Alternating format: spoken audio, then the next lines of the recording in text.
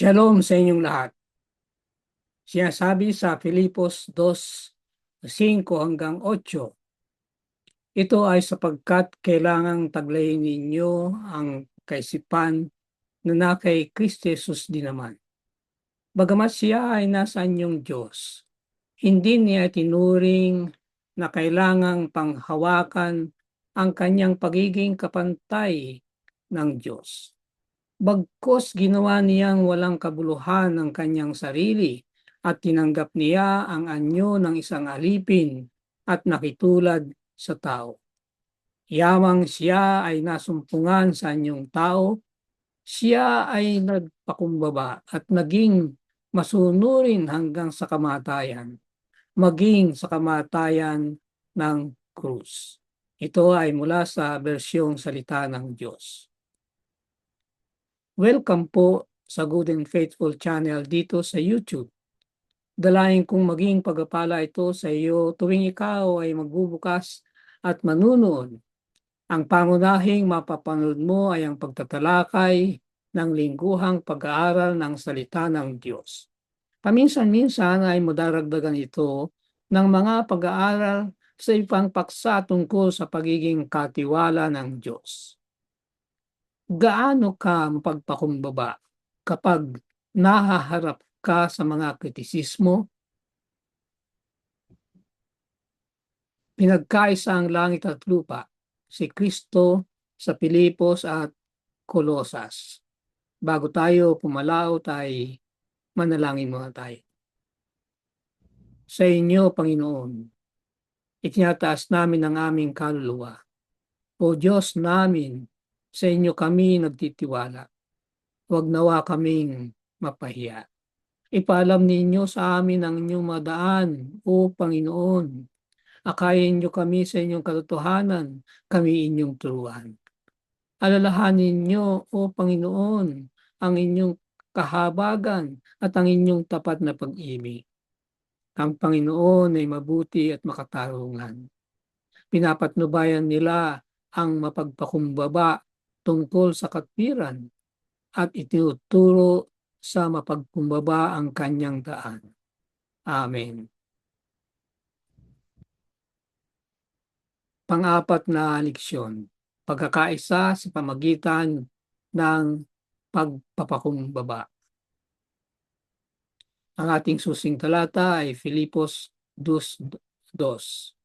Lubusin ninyo ang aking tuwa sa pagkakaroon ng gayunding pag-iisip, magtaglay ng gayunding pag-ibig, na magkaisa ng diwa at may isa lamang pag-iisip. Ang pagkakaisa ay kalakasan. Ngunit ang malaman kung ano ang totoo ay hindi kapareho ng paggawa nito. Lahat tayo ay nabibigo paminsan-minsan sa kabila ng ating pinakamahusay na pagsisikap sa pagkakaisa. Ngunit hindi ito kapareho ng sadyang pagsira sa pagkakaisa. Hindi katakataka na habang patuloy tayo sa sumusulat si Pablo sa mga taga-Filipos, nais niyang sila ay magkaisa ng diwa at may isa lamang pag-iisip. Titingnan natin ang batayan ng Biblia para sa pagkakaisa sa iglesia na nakatuon lalo na sa kamanghamanghang pagpapakumbaba ni Jesus. Tatlong pagkakahati. Una, pagkakawatak-watak at lunas nito, pagiging espiritual na pag-iisip, at pagkuha ng likas ng tao. Doon sa una ay dalawang tatalakayin, pagkawatak-watak sa Pilipos at ang pinagmumula ng pagkakaisa. Sa ikalaway, dalawa pa rin. Pagtatanim sa isip o pag-oopera at ang pag-iisip ni Kristo. At sa huli, ang hiwaga ng kabanalan. Unang pagkakahati, ang ating talata ay nasa Filipos 2:1 hanggang 3. Kaya kung mayroong anumang kasiglahan kay Kristo, kung mayroong anumang kaaliwan ng pag-ibig, kung mayroong anumang pakikisama ng Espiritu, kung mayroong mga anumang pagkagiliw at habag, ay lubusin ninyo ang aking tuwa sa pagkakaroon ng gayon ding pag-iisip, magtaglay ng gayon ding pag-ibig, na magkaisa ng diwa at may isa lamang pag-iisip. Huwag ninyong gawin ang anuman sa pagpapaligsahan o pagmamataas, kundi sa kababaan. Ituring ng mga iba ay higit na mabuti kaysa inyong sarili. Makasariling ambisyon. Ito'y tiyak na isang napakalaking kabiguan para kay Pablo, na makita ang iglesia na kanyang itinatag at minahal ay labis na nasasaktan ng pakipag-agawan at nilamon ng pagtatalo. Gumagamit siya ng napakalakas na pananalita upang ilarawan ang problema. Ang pagsasalin ng makasariling ambisyon, sang salita sa Grego, heretia, na ginamit ng mas maaga sa Pilipos 1:17 upang tukuyin ang mga makasariling karibal ni Pablo sa Roma na nakatuon ang pagtataguyod ng kanilang sarili sa halip na isulong ang layunin ni Kristo. Ang makasariling ambisyon ay kabilang sa mga gawa ng laman, Galacia 5:20, at tulad ng ipinapahiwatig ni Santiago, kung saan mayroong paninibugho at pagiging makasarili ay mayroong kaguluhan at bawat gawang masama doon. Santiago 3:16. Ang salitang Grego para sa pagmamataas ay ginagamit lamang dito sa Bagong Tipan. Ngunit lumilitaw sa panitikan sa labas ng Biblia sa kahulugan ng pagmamataas, walang saysay na kayabangan, at pagkakaroon ng isang pinalobong pagkaunawa sa sarili. Ginamit ni Pablo ang isang malapit na kaugnay na salita sa pagpapayo sa mga taga-Galasya. Huwag tayong maging palalo, na ginagamit ang isa't isa at naiinggit sa isa't isa. Galacia 5:26. Mga remedyo ni Pablo. Una, kaaliwan kay Kristo.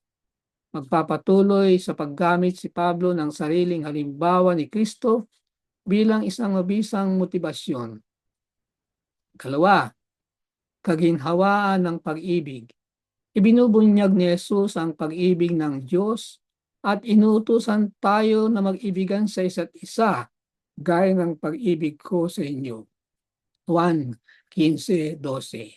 Katlo, pakikipagpisan ng Espiritu.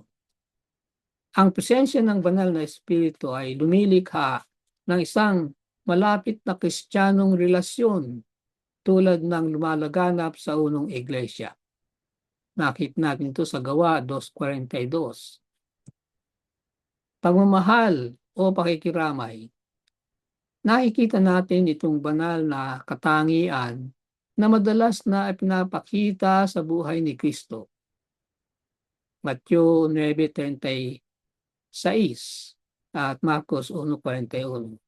At inilarawan sa mga tainhaga ng mabuting Samaritano, Lucas 10:33, at ng alibughang anak, Lucas 15:20. Kalima, awa. Ang katangiang ito na inihahalimbawa ni Jesus ay dapat makikita rin sa buhay ng kanyang mga tagasunod, Lucas 6:36. Anim, maging katulad ng pag-iisip, magkaroon ng parehong pag-ibig, pagiging nagkakaisa ng isang pag-iisip. Ano ngang larawan? Mahirap isipin kung paano mas binibigyang diin ni Pablo ang kahalagahan ng pagkakaisa ng higit sa buong lakas.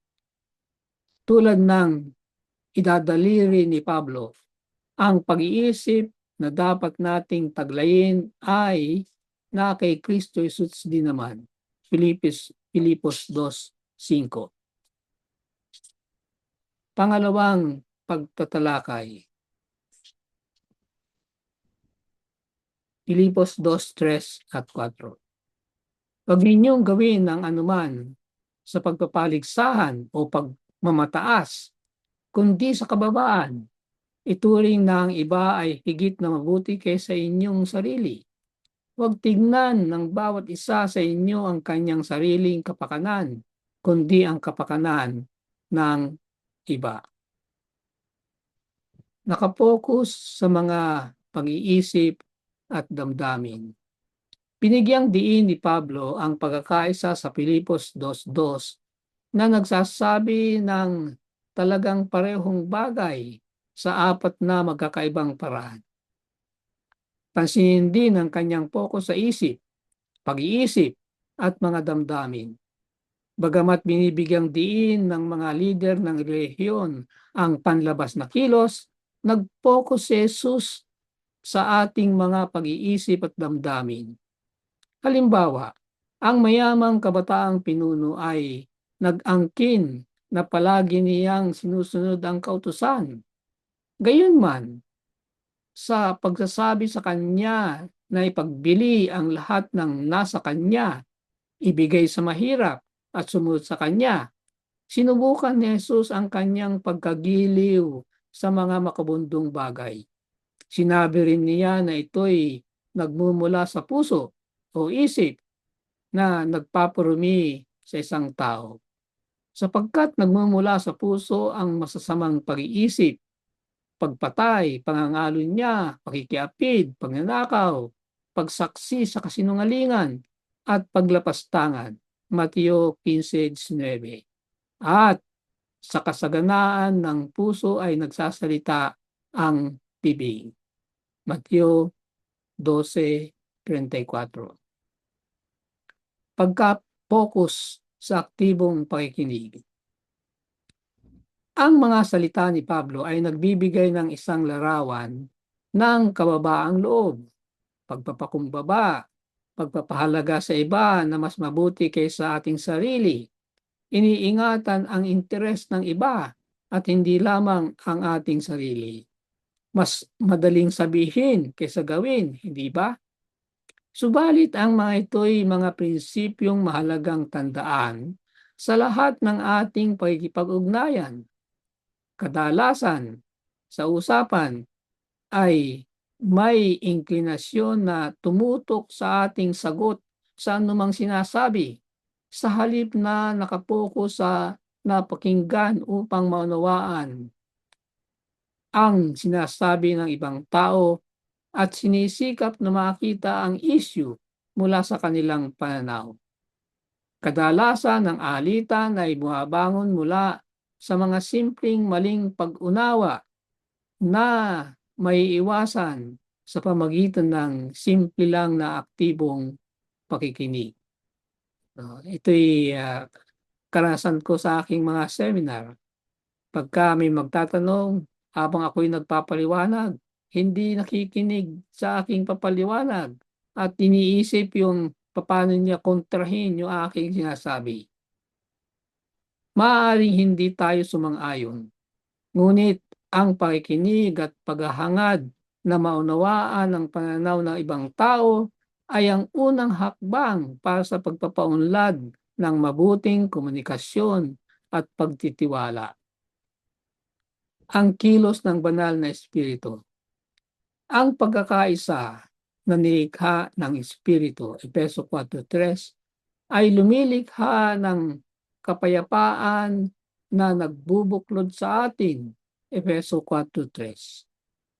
Sa pagkakaisa ng panampalataya at sa ganap na pagkakilala sa anak ng Diyos, Efeso 4:13.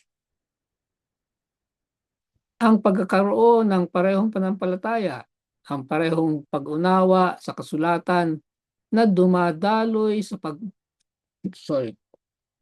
pagkilala kay Kristo at sa kanyang mga katuruan, ay mahalaga para manatili ang pagkakaisa sa atin. May mga tanong sa ating leksyon.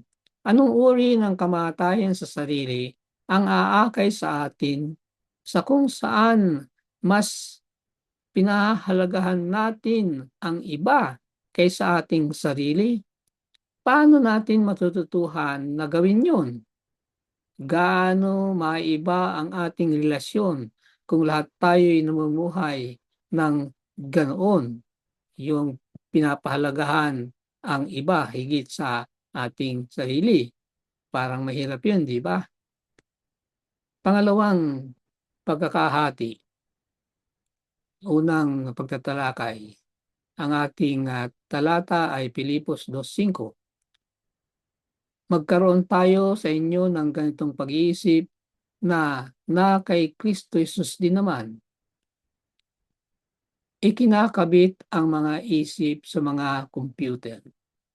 Ang dumaraming bilang ng mga kumpanya sa palibot ng mundo ay gumagawa sa teknolohiya na isinasama ang kapangyarihang magprosesong mga computer sa utak ng tao. Sa madaling salita, sa pamagitan ng pag-uugnay ng mga isip sa computer, ang mga siyentipiko ay umaasa na makakaapekto sa ating saloobin sa pamagitan ng mga computer. Ibig sabihin ang utak ay lalagyan ng mga chip na tutulong sa pag-iisip ng utak. Yun ay ini-eksperimento na ngayon. Meron ng mga pagsusubok sa mga tao. Bagaman ang gamit ng pagtatanim sa utak ng tao ay nangangako ng mga positibong resulta. Ano yung mga yon? Halimbawa ay pamamahala sa epilepsy, depresyon, at ang karamdamang Parkinson. Hindi mahirap isipin ang higit pang nagbabantang mga paggamit.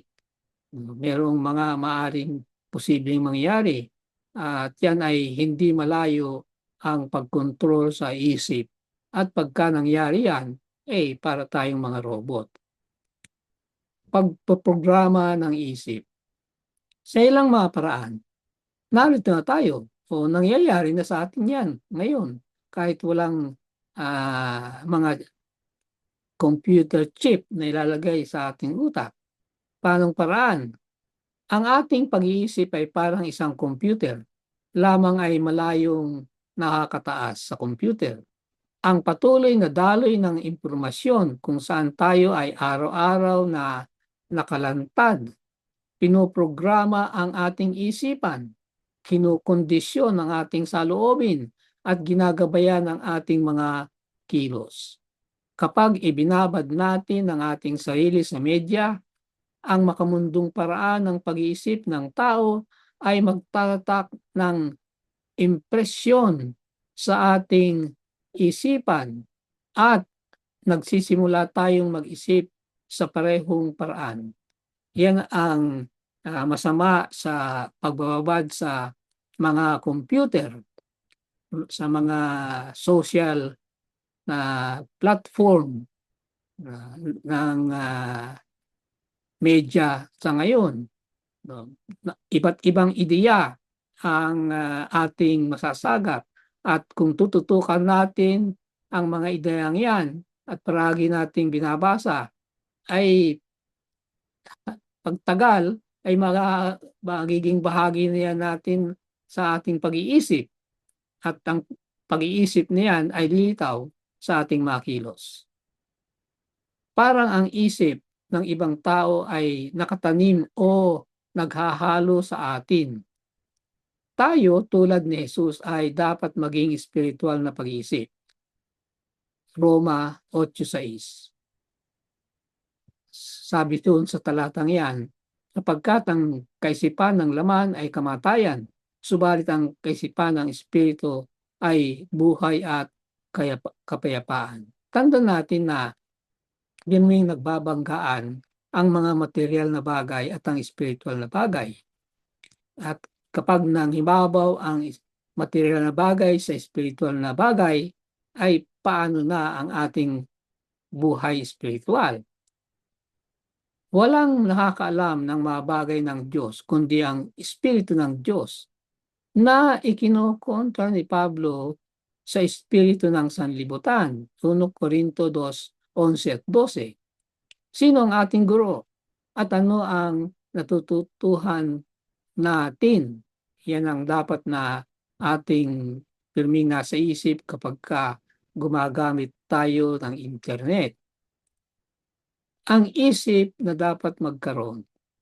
Sa huli, maaari nating baguhin ang ating isip, ngunit hindi natin mababago ang ating puso. Tanging ang Diyos lamang ang makakagawa niyan. Ang banal na espiritu ay kailangang magsagawa ng operasyon sa puso natin. Hawak ang tabak ng espiritu, Efeso 6:17. Ang buhay at makapangyarihan na salita ng Diyos. Tumatagos hanggang sa paghiwalay ng kaluluwa at espiritu at ng mga kasukasuan at utak at nakakaunawa ng mga pag-iisip at mga hangarin ng puso. Hebreo 4:12. Tanging sa pamamagitan ng banal na espiritu maaari nating tunay na makilala ang ating sarili dahil sa kalikasan ang ating sariling puso ay nililinlang tayo. Jeremias 17:9. Ang salitang Hebreo para sa mapanlinlang, agov, ay tumutukoy sa malubak na lupa na nakakatisod sa atin. Bilang pagpapalawig, nangangahulugan ito ng mga kaisipang paikot-ikot, baluktot at liko-liko. Dapat tayong mag-ibang anyo sa pamagitan ng pagpapanibago ng ating mga pag-iisip upang mapatunayan natin kung ano ang mabuti at katanggap-tanggap at sakdal na kalooban ng Diyos. Roma 12:2. Ang mga tanong. Sinasabi sa Pilipos 4:8.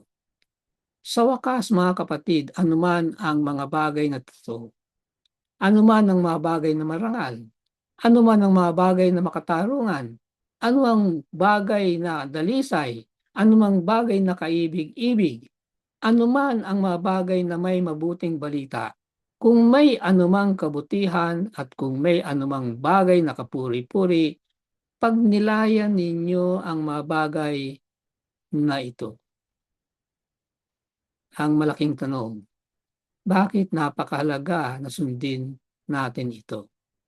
Na ang mga mabubuti, positibong bagay lamang ang ating tututukan, ang ating ipapasok sa ating isipan. Pangalawang pagtatalakay sa ikalawang pagkahati. Pilipos 2:5-8. Magkaroon kayo sa inyo ng gantong pag-iisip na kay Kristo Jesus din naman, na siya bagamat nasa anyo ng Diyos ay hindi niya itinuring na isang bagay na dapat panghawakan ang pagiging kapantay ng Diyos, kundi hinubaran niya ang kanyang sarili at kinuha ang anyong alipin na naging katulad ng tao, at palibhasay natagpuan sa anyo ng Diyos, siya ay nagpakababa sa kanyang sarili at naging masunurin hanggang sa kamatayan, maging sa kamatayan man sa krus. Ang kinakailangan natin na magkaroon ay ang isipan ng Panginoong Hesus para malabanan natin ang isipan ng sanlibutan. Ang halimbawa dapat sundin.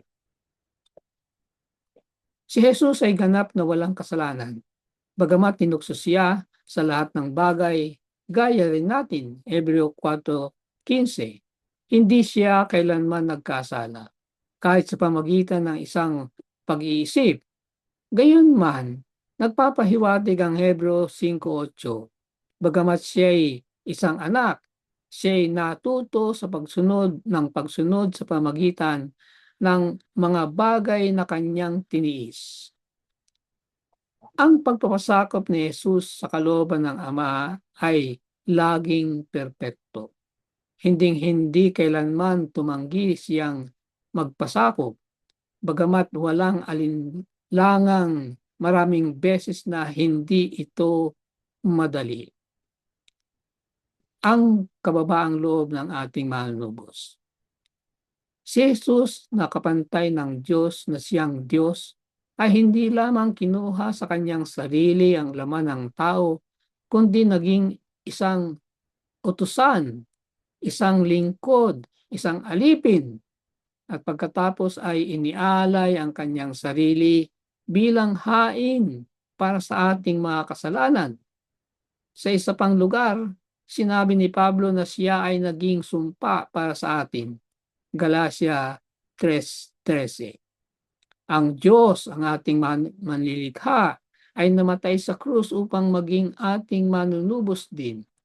At yon ay kinakailangan siyang maging sumpa para sa atin. Paano natin sisimulang maunawaan kung ano ang sinasabi nito? Higit sa lahat, paano natin ginagawa ang mga sinasabi sa atin ng mga talata?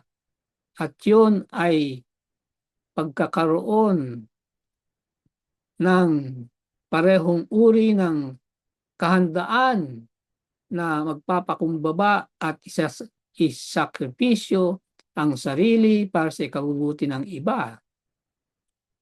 Ang kababaang loob ng ating manunubos. Sa isa pang lugar, sinabi ni Jesus, ngunit ang pinakadakila sa inyo ay magiging inyong lingkod. At ang nagmamataas sa kanyang sarili ay ibababa. At ang nagpapakababa sa kanyang sarili ay itataas. Mateo 23:11 at 12.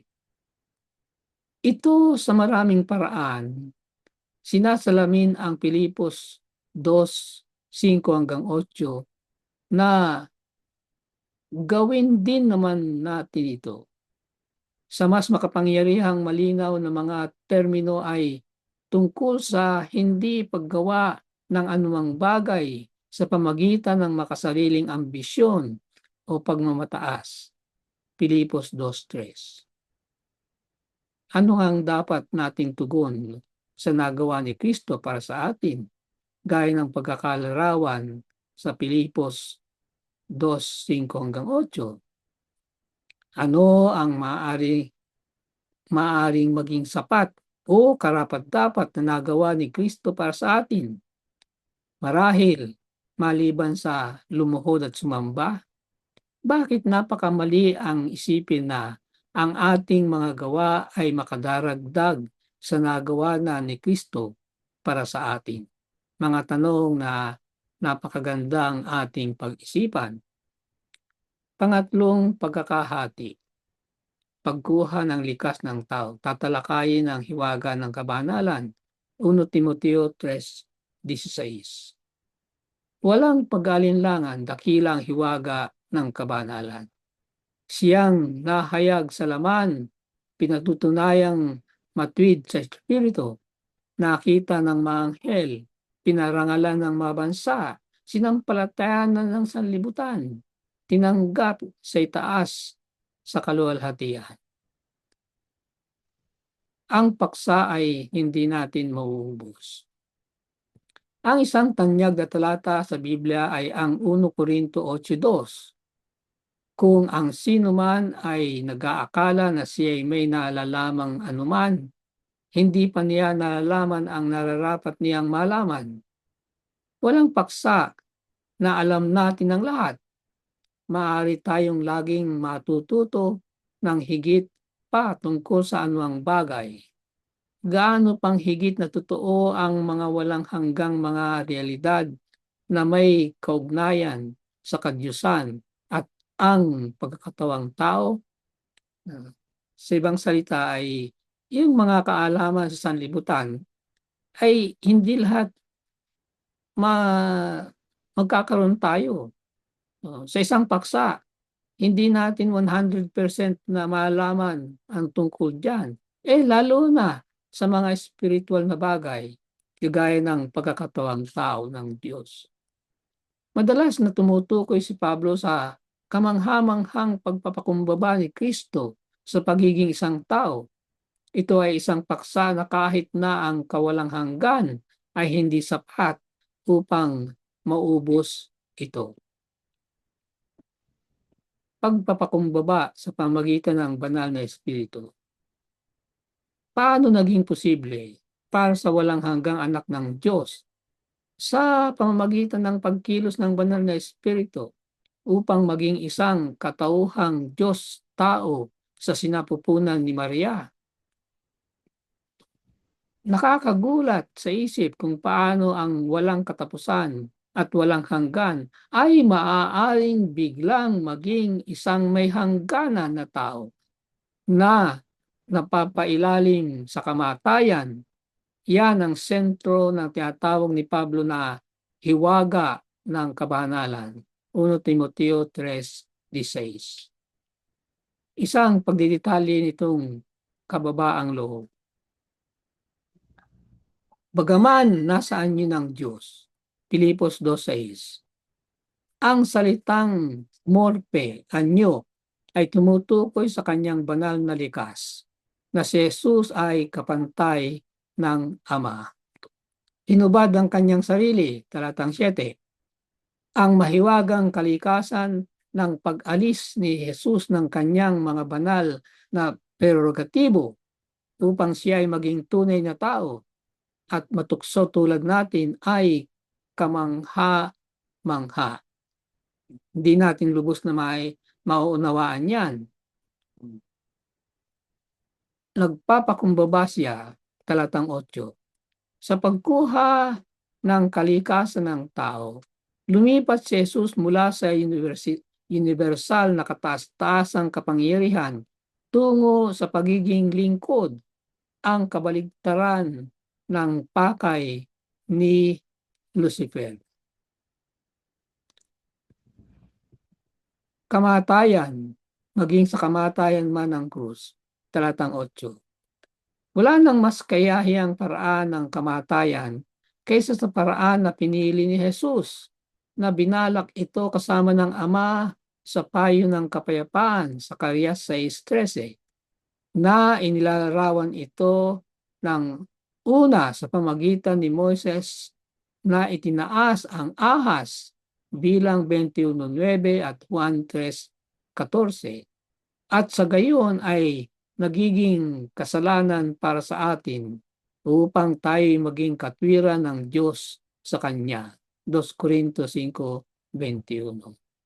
Mga tanong: paano maaari at dapat ang pag-focus sa kung ano ang nagawa ni Jesus para sa atin sa krus?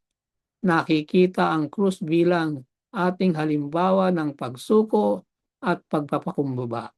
Ay gagawa sa atin na higit na mapagpakumbaba, pati na rin ang higit na masunurin sa Diyos?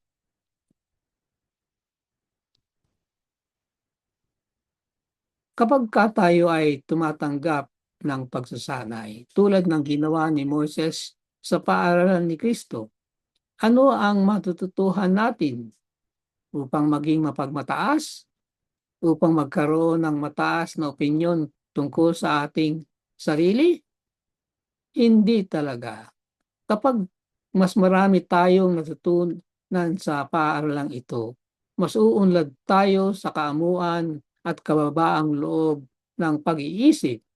Huwag nating isipin na natutuhanan natin ng lahat ng bagay na karapat-dapat nating malaman.